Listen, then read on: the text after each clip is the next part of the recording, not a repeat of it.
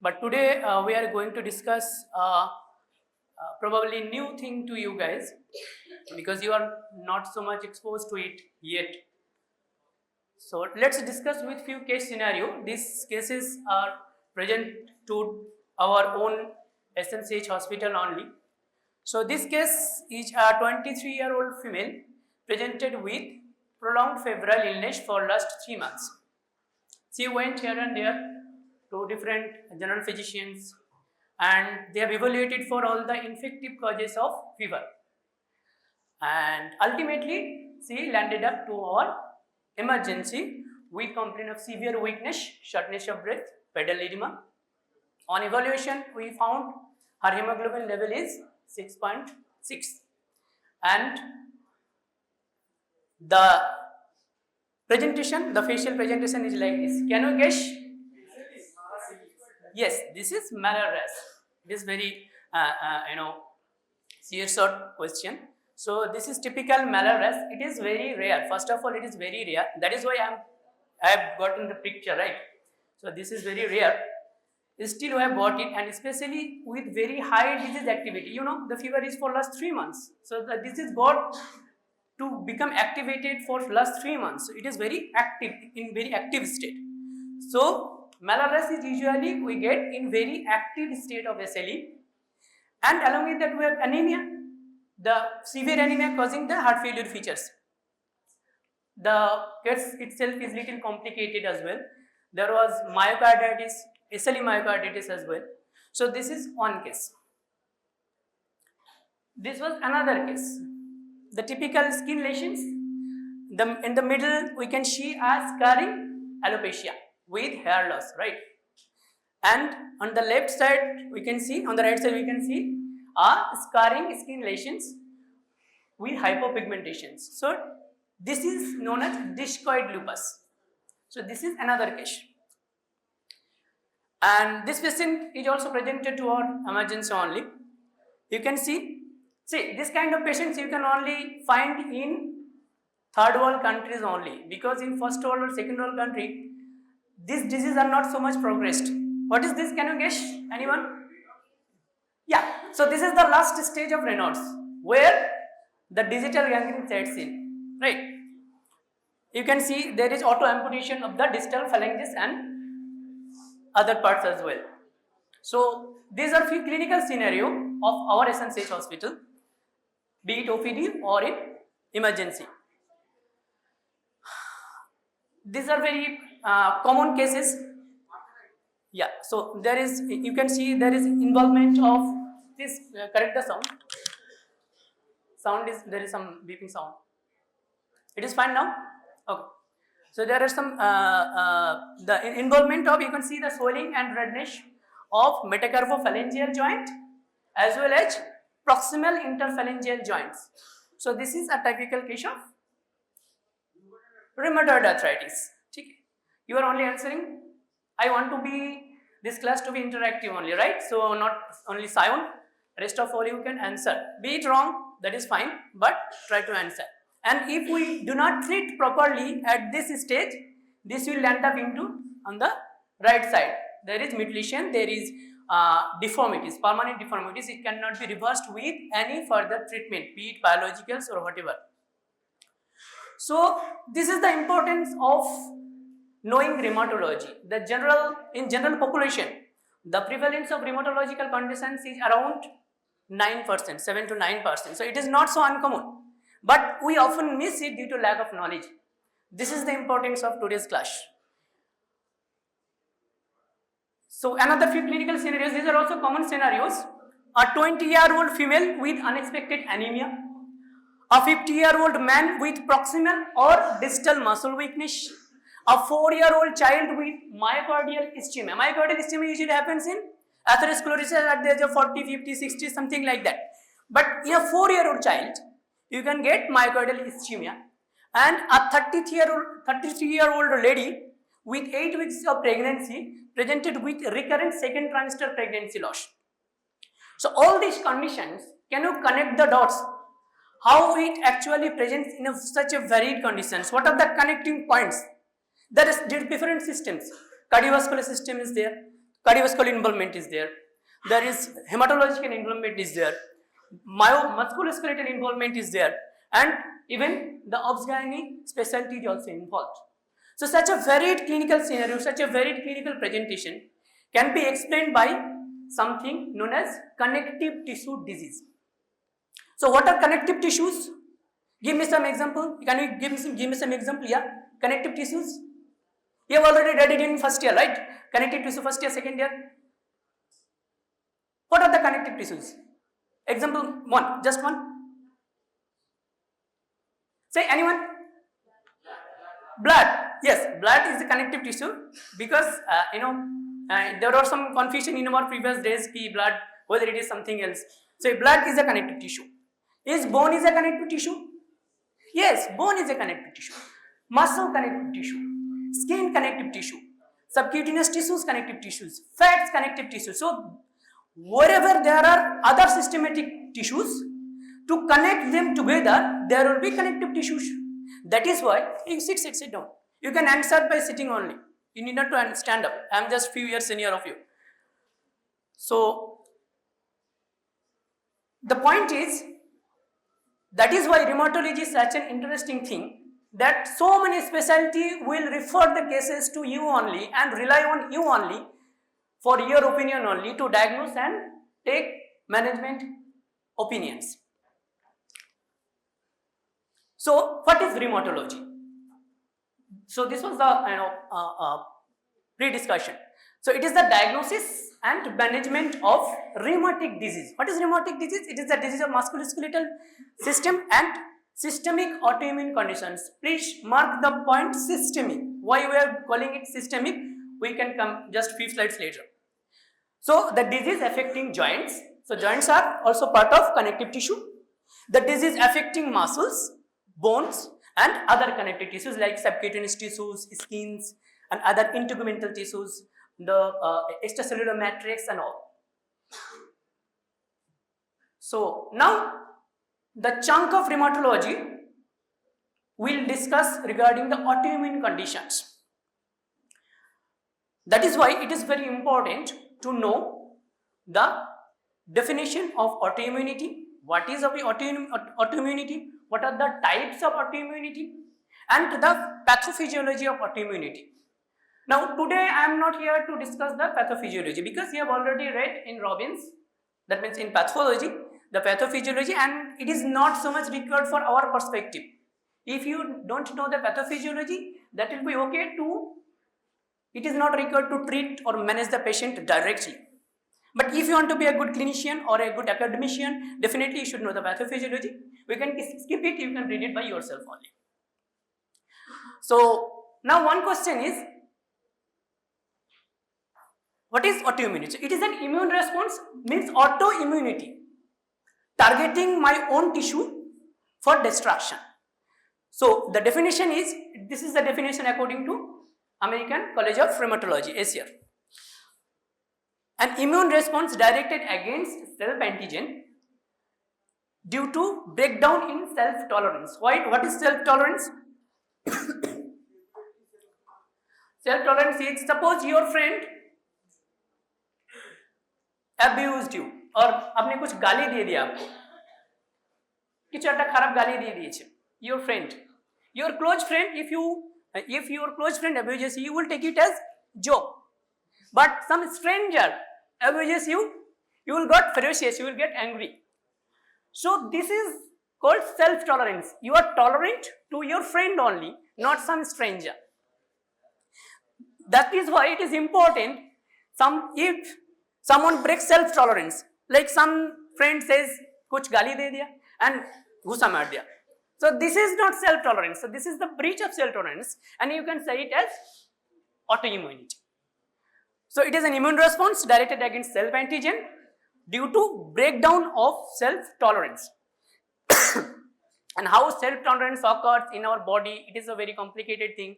There is important role in dendritic cells. It is, this cells is involved in many tissues of lymphoid as well as any other tissues as well. Inside our gut, inside our skin, there are dendritic tissue. They are antigen presenting cells. So those who present the antigen, definitely you will be the most culprit one. You are presenting someone our own to be foreign. So dendritic cell has an important role in autoimmunity. I am not going into deep in it. So now the question is it always pathological to have autoimmunity? I've already written the answer. The answer is no. Autoimmunity is not always. Why the sound is not working? You can hear me, na? Okay. Autoimmunity is not always pathological. There will be some physiological low reactivity autoimmunity which is required for our day-to-day actions. In the next page we can go. A low physiologic level of self-reactivity is essential for what? For lymphocyte selection and maintenance of normal immune system homeostasis. Say in a country there will be border security, there will be air force, there will be navy, but inside the country there must be some criminals as well. So we have to tackle with that criminals as well. That is why autoimmunity, a low physiological level of autoimmunity is required to destroy our own parts. Like if a virus infected cells or a cell which is dying by apoptosis, then definitely the cell debris will be scavenged by some part by immune system only. So this scavenging will be done by autoimmunity only. There will be some intermediate level of autoimmunity with obscure importance. We don't know why this kind of autoimmunity exists, but there is no clinical significance. As we grow old, there will be more kind of floating autoantibodies inside our blood. We don't know the cause, like rheumatic factor. There are so many normal populations, like around 5 to 10% population, normal populations harboring rheumatic factor. It is an autoantibody, right? But in this healthy individual, this does not have any clinical relevance. So this is known as intermediate level of autoimmunity. And the last one is that our consideration, the rheumatological disease and autoimmune disorders, this is the pathogenic autoimmunity. So this is the pathophysiology. I am not going to it. There is dendritic cell. This is just remember the name of the cell. Dendritic cell is the most important one. T cells, B cells, plasma cells, all are involved in autoimmunity. सबका दिमाग बिगड़ सकता है, right? So now coming to the examples of autoimmunity. Wherever there are cells, there can be autoimmunity. Starting from hair follicle to tip of the nails of our great toe or whatever. So wherever there are cells, there can be autoimmunity. So definitely in our every organ system, there must be some autoimmune disease. And in our systemic conditions as well, there must be some autoimmune disease. So we can differentiate the autoimmune conditions based on organ involvement and systemic involvement. Now the beauty is the organ involvement are taken care of by the specific organ system specialist. Like if the myocarditis is there, it will be dealt with cardiovascular physician or surgeon. If there is irritable bowel syndrome, inflammatory bowel syndrome, or there is celiac disease, it will be dealt with gastroenterologist. But as a rheumatologist, we will deal with the systemic connective tissue autoimmune conditions, like which involves the whole system as a whole. So nobody will touch, no, ye mera part nahi hai, ye mera part nahi hai. So all those conditions, we will take care of it, right? So what are the organ specific one? This is a big list. It is taken from Harrison. As you can, this is the contrast in color. You can assume it. It is taken from Harrison. So Harrison has divided organ specific as well as organ non-specific conditions. So these examples are important because it is included in your NNC curriculum. And regarding NNC curriculum, they have emphasized on basics only, not the higher end things like treatment management, biologics and all. Very few concepts will be required, but you have to be clear at the basic only. So that is why today's class will be based on basics only. We will discuss the basic parts of hematologies. So this is common autoimmune conditions starting from brain, multiple sclerosis we have there, neuromyelitis optica also known as Vick's disease is also there, Guillain-Barré syndrome is also there, some neurological conditions. We have few gastrointestinal conditions. I have already mentioned celiac disease and this irritable bowel syndrome, inflammatory bowel disease and all. So per se the example is important, but beyond examples you have to remember the antibodies name as well, against which self antigen the antibodies are being produced. This is also important. So This is the most important chart for you guys. You can copy it from the slides I will share, or you can just remember it. So we have divided here again as systemic and other specific, organ specific. In systemic, we will discuss systemic lupus erythematosus. The main major antibodies are dsDNA, anti-HM, ANA, anti-Rho, anti-La, etc. Similarly, in rheumatoid arthritis, there is anti-CCP as well as rheumatoid factors. In systemic sclerosis, I am skipping all the examples, so you can read it or you can mug it up, right? I will share the slides. Endocrine, there is Hashimoto thyroiditis, there is Graves disease, type 1 diabetes mellitus, gastrointestinal autoimmune hepatitis is also there.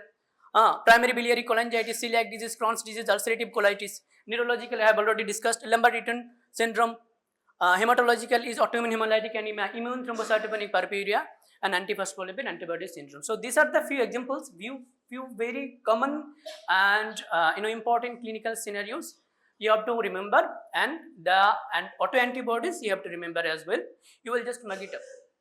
So for the time being, there are very new terminology I will use here. You will just bear with me, and regarding coming 4 or 5 classes, these terminologies will be clear to all, hopefully. Now our topic of discussion will be inflammatory arthritis. Rheumatology as a whole can be divided into 4 broad parts. Number 1, inflammatory arthritis like rheumatoid arthritis and spondyloarthritis. These terms are very difficult, just remember it. It will be clear in next classes.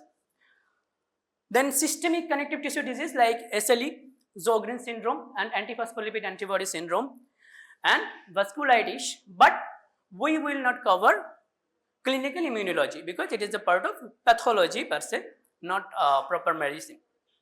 Or if you guys do super specialty in rheumatology, you can read it there. For your level, it is not required, clinical immunology.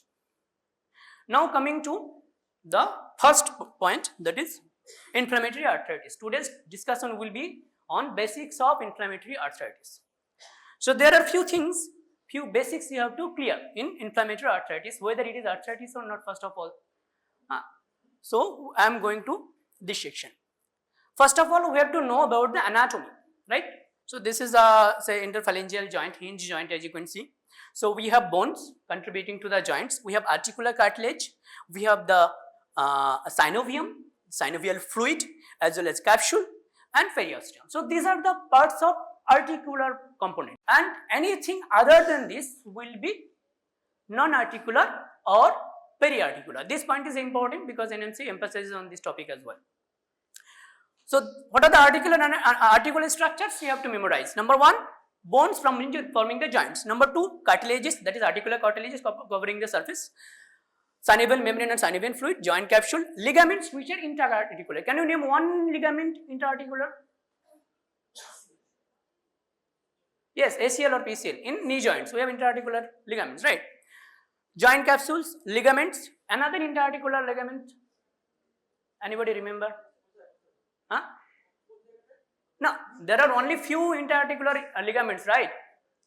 So one is in ACL, PCL, another one is anybody? Any joints in our head and neck? In temporomandibular joint, there are some ligament or ligament modified structure which is interarticular, right? Anyway, so these are articular structure. And now coming to periarticular structure. So anything other than this part is known as periarticular. So what are the parts of periarticular things? That is tendons, that is connecting to the muscles into the bone. Bursae, which are for gliding motions. Muscle controlling the joints. Extra articular ligaments. So interarticular ligaments is the part of articular part. Extraarticular ligaments is the part of periarticular one.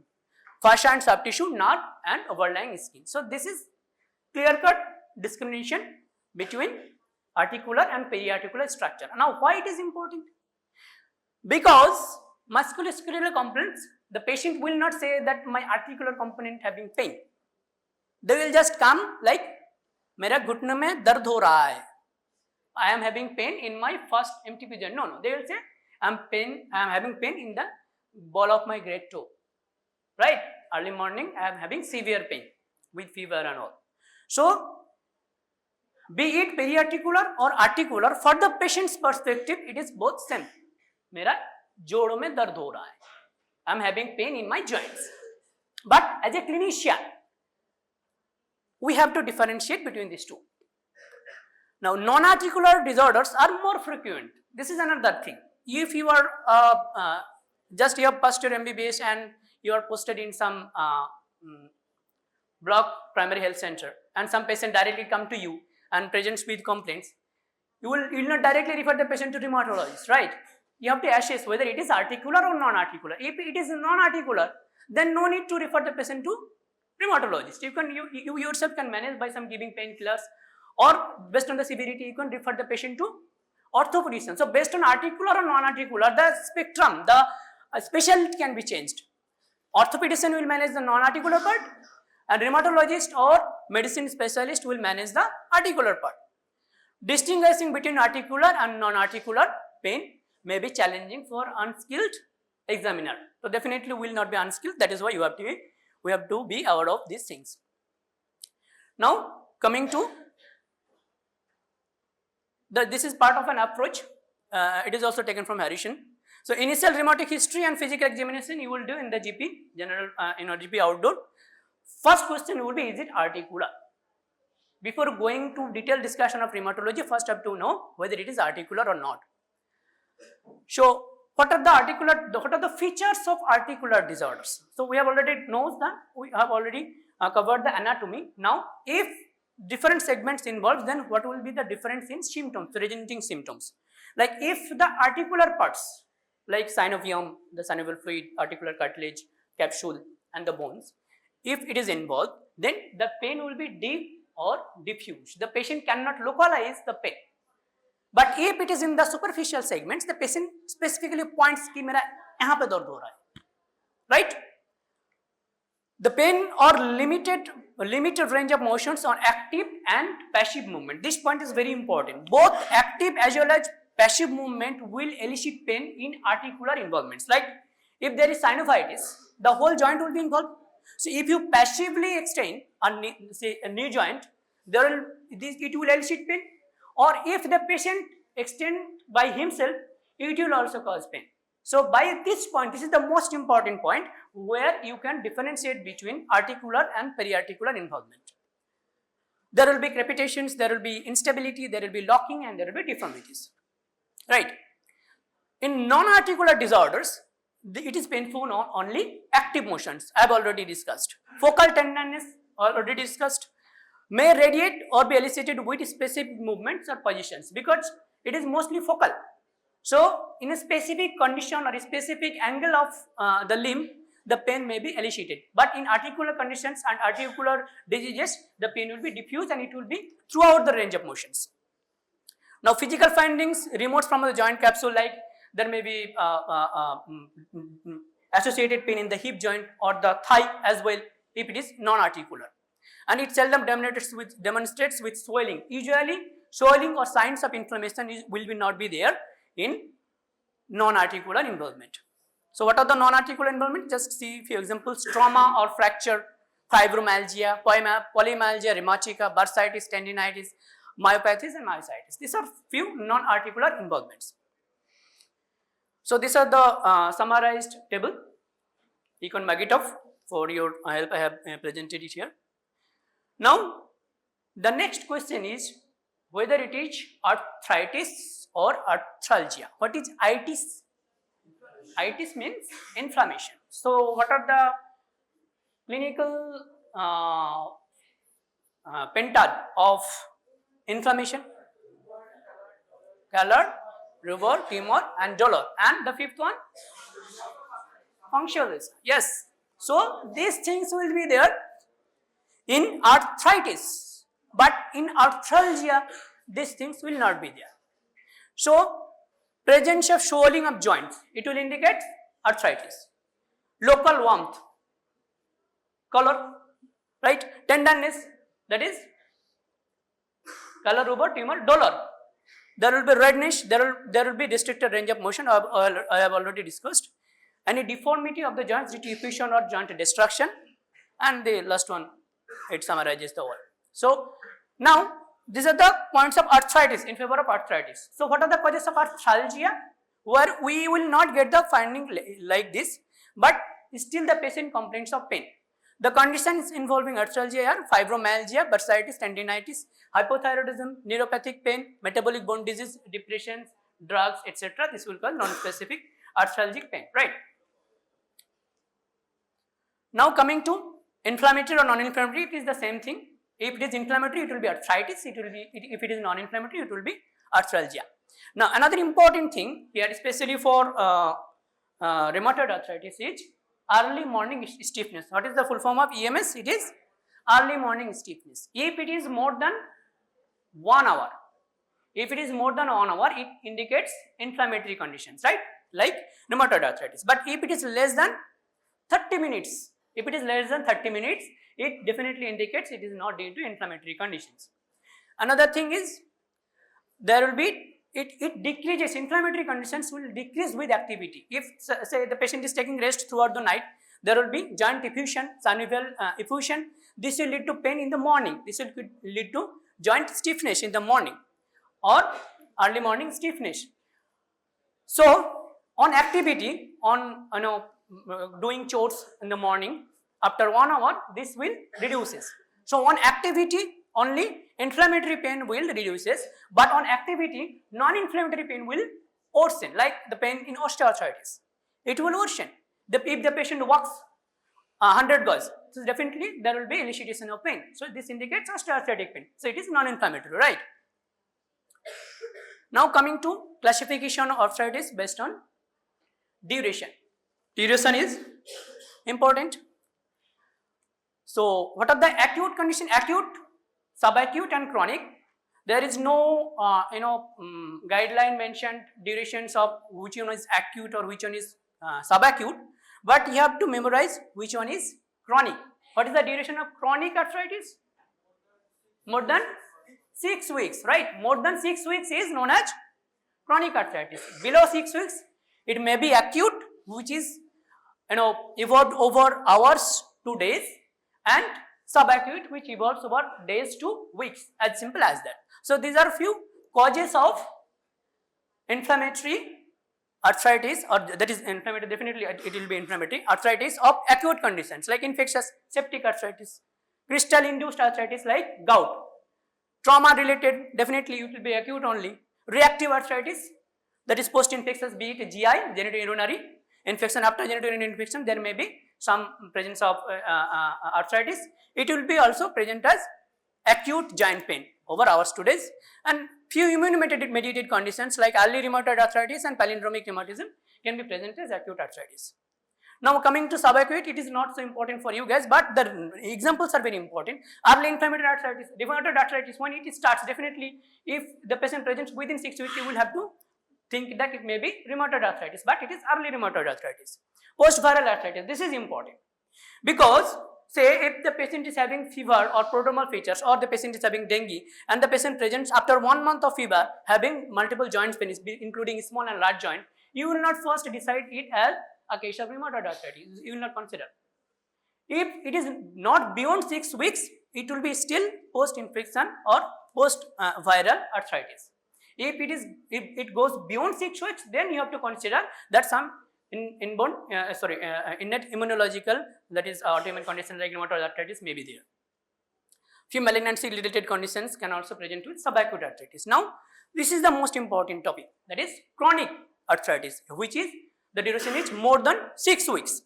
So here we have examples like osteoarthritis, rheumatoid arthritis, xeronic. Osteoarthritis can be inflammatory, can be non-inflammatory as well.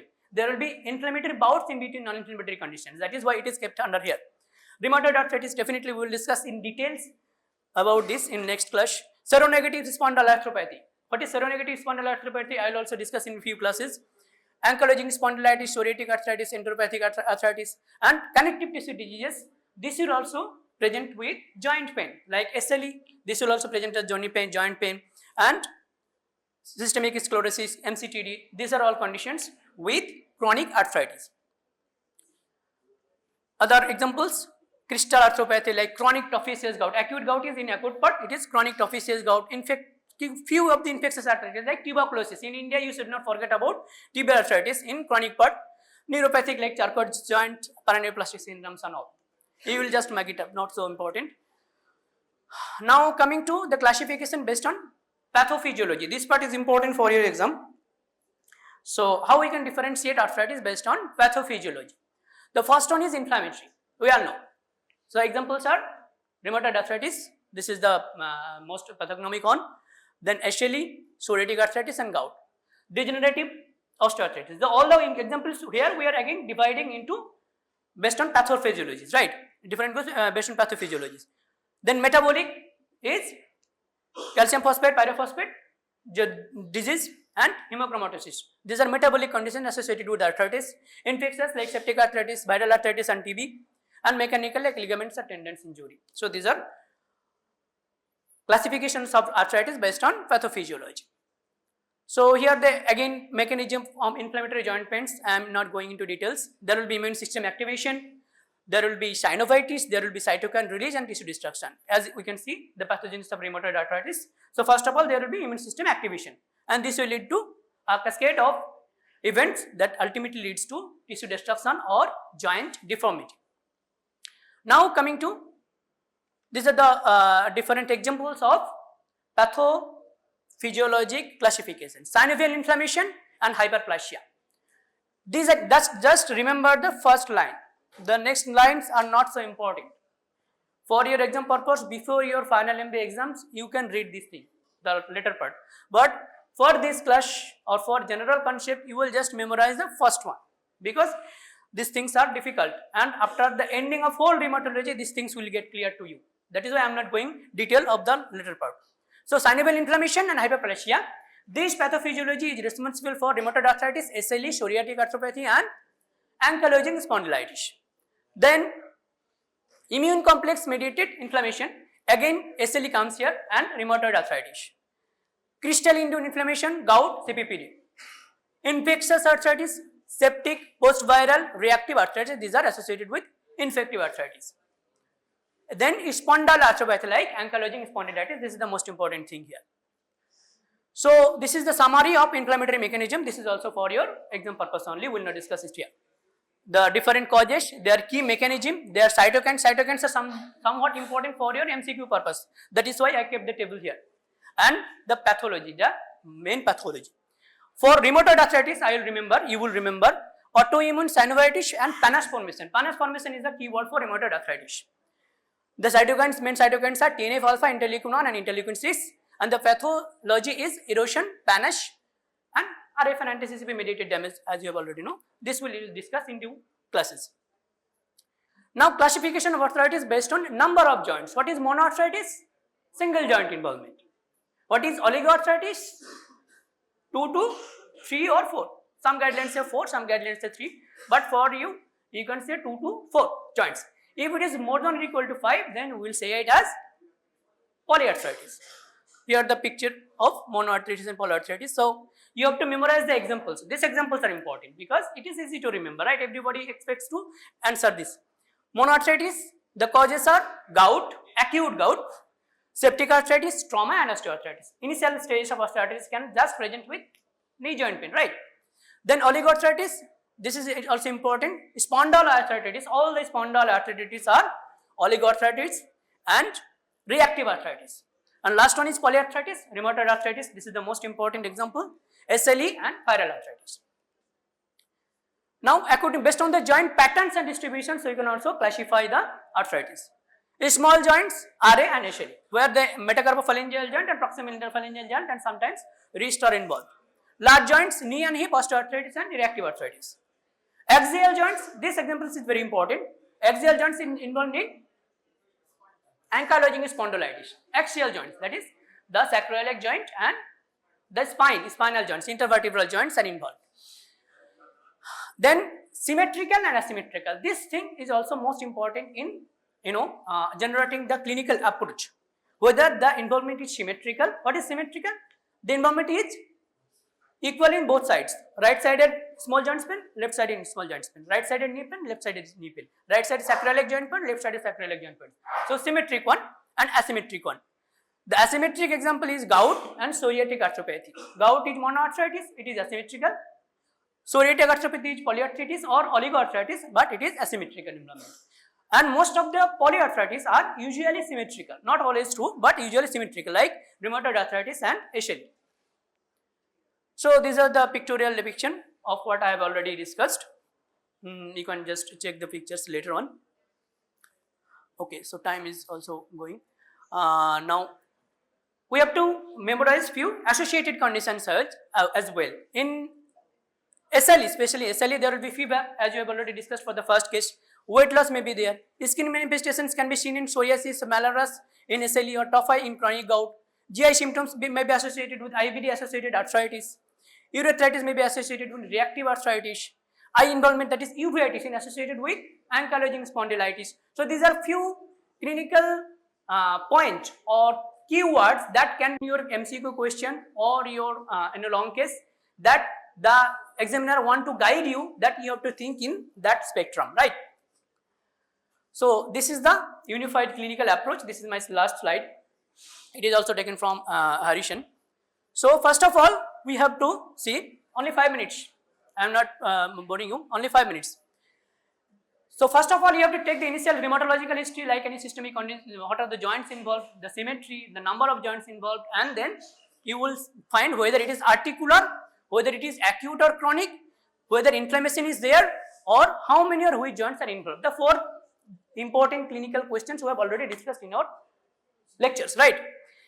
If it is acute, focal or monoarthritis, then we have to exclude few red flag diseases like gout due to monosodium urate crystal deposition in first MTP joints, then septic arthritis if there is history of severe fever, high grade fevers, fracture, vascular ischemia, carpal tunnel syndrome. These are few points which presents with acute focal monoarthritis. If it is not there, then we have to find out whether it is articular or non-articular. Examples of non-articular we have already covered, right? If it is articular, then we have to think whether complaint is of chronic or acute. If it is less than 6 weeks or more than 6 weeks. So if it is more than 6 weeks, then we have to think of chronic thing. And if it is less than 6 weeks, then we have to think about acute conditions. Acute conditions, we have to consider acute arthritis, septic arthritis and all. Now regarding chronic inflammation or chronic arthritis, we have to think whether it is non-inflammatory arthritis. So I have already discussed how to differentiate inflammatory and non-inflammatory, and we have to see whether it is chronic inflammatory arthritis. Say if it is non-inflammatory, then these are the conditions of non-inflammatory arthritis. Then if it is inflammatory, then this is the topic of our discussion. Then we have to define whether the number of joint involvement is less than 3 or more than 3. If it is less than 3, we have to consider TB, psoriatic arthritis, reactive arthritis and post-articular juvenile idiopathic arthritis. Or if it is more than 3, then chronic inflammatory polyarthritis will be our provisional diagnosis. Then the involvement we have to see whether it is symmetric involvement or asymmetric involvement. Symmetric involvement is there, then we have to see whether PIP, MCP or MTP joints are involved. If it is involved, it is rheumatoid arthritis. If it is not involved, we have to consider SLE, scleroderma and polymyositis. But if the involvement is asymmetric, then we have to consider other atypical arthritis like psoriatic arthritis, reactive arthritis and enteropathic arthritis. This is the whole approach to joint pain. As a whole, joint pain is such a vague thing to generate an approach, but still your NMC guideline wants to memorize it, wants to discuss it, the approach to joint pain as whole. Better to discuss it as monoarthritis approach and polyarthritis approach. I will try to cover it at the end of our lectures, end of our rheumatology sessions. Anyway, so you have to memorize it. After reading all the different kinds of arthritis, this will become much easier, hopefully, right? So this is the end of the session, right?